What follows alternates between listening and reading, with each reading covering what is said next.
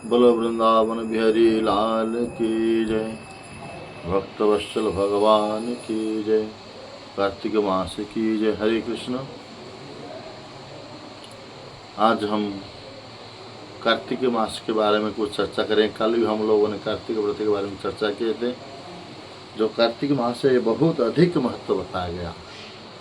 जितने सारे मास हैं, जो 12 मास से अधिक अधिक महत्व मास हैं, कार्तिक मास है। कार्तिक मास में व्रत करने वाला व्यक्ति अनंत गुण तक वैकुंठ में वास होता है। एक पॉइंट है तो कह रहे हैं। और कार्तिक मास भी कहा जाता, ऊर्जा व्रत कहा जाता है, ऊर्जा मास कहा जाता है, क्योंकि ऊर्जा मतलब है राधा रानी का एक नाम है, ऊर्जेश्वरी है। ऊर्जा मतलब उपजाऊ होगा। कार्तिक मास में जो कुछ पुण्य करेंगे, दान करेंगे, जो कुछ हम लोग उपजाऊ करेंगे, भक्ति प्रेम, वो कभी भी नष्ट होने वाला नहीं है। इसीलिए कह रहे ऊर्जा व्रत, ऊर्जा तो कह रहे हैं। और बहुत सारे संसार में चौथी कारण है। संसार में बहुत सारे व्रत हैं, लेकिन सारे व्रत करने से केवल एक जन्म तक सीमित रहता है। हमारे गोसाई पाद ने कहा संसार में बहुत सारे व्रत हैं और सारे व्रत करने से एक जन्म तक सीमित रहता है, लेकिन कार्तिक व्रत करने से क्या होता है, अनंत जन्म तक उसका फल पूरा बिल्कुल आपका संचय रहता है, अनंत गुण तक, अनंत जन्म तक। और कह रहे हैं एक बार जो ऊर्जा व्रत रखता है, कार्तिक व्रत करता है, नियम से महीना रखता है, वो 1000 गाय दान का जो फल मिलता है, एक बार कार्तिक व्रत करने से वही फल प्राप्त होता है। और क्या नहीं, एक बार हम लोग रसोई बना करके ठाकुर को भोग लगाना चाहिए कार्तिक मास में।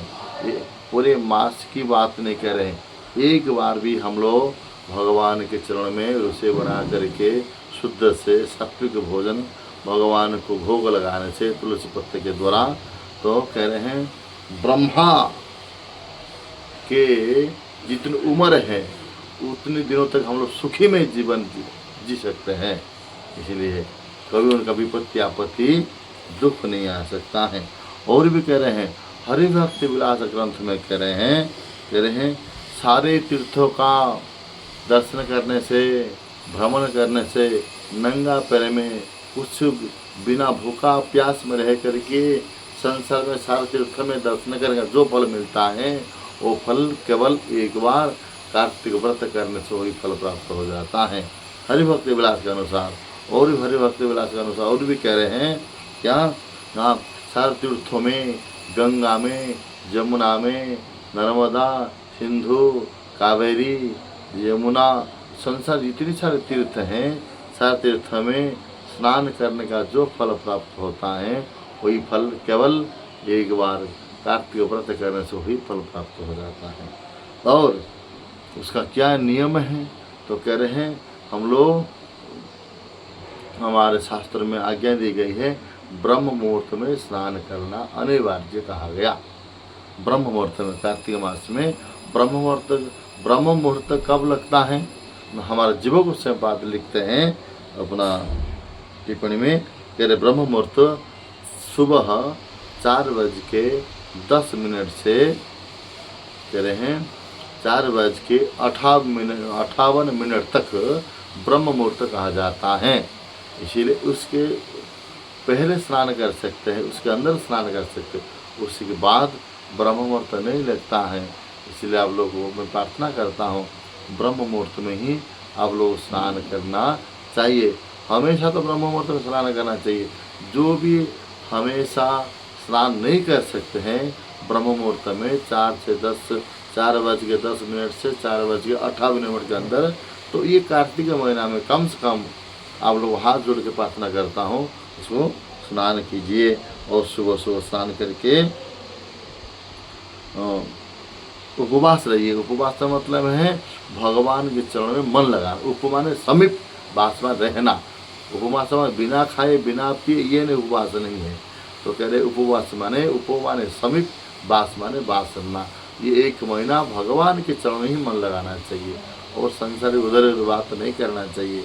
और कह रहे हैं भगवान का कथा श्रवण करना चाहिए। अरे हमें सत्संग नहीं मिलता है, साधु के मुख से भी नहीं सुन पा रहे हैं, कोई बात नहीं। हमारा आजकल तो यंत्र की इतना टेक्निकली इतना इम्प्रूव कर लिया है, यंत्र के माध्यम से, मोबाइल के माध्यम से, फ़ोन के माध्यम से भगवान की कथा यूट्यूब से, फेसबुक से संतों का कथा श्रवण कीजिएगा और जब कीजिएगा, भागवत पढ़िएगा। और सबसे बड़ा महिमा है दीपदान करने का। दीप सुबह शाम दीपदान करना और दामोदर अष्टक व्रत पालन करना चाहिए, इसको पढ़ना चाहिए। यही कार्तिक मास का नियम है। इसीलिए आप लोग कार्तिक मास में ये राधारानी व्रत किए थे। इसी महीना में ही मैया यशोदा ने भगवान श्री कृष्ण के लिए दीपदान किया था, इसलिए आप लोग भी दीपदान करेंगे ठाकुर जी के लिए। यही कार्तिक मास का महिमा है। और आनंद महिमा कार्तिक मास में हम कल भी चर्चा करेंगे कार्तिक मास के बारे में। बोलो वृंदावन बिहारी की जय।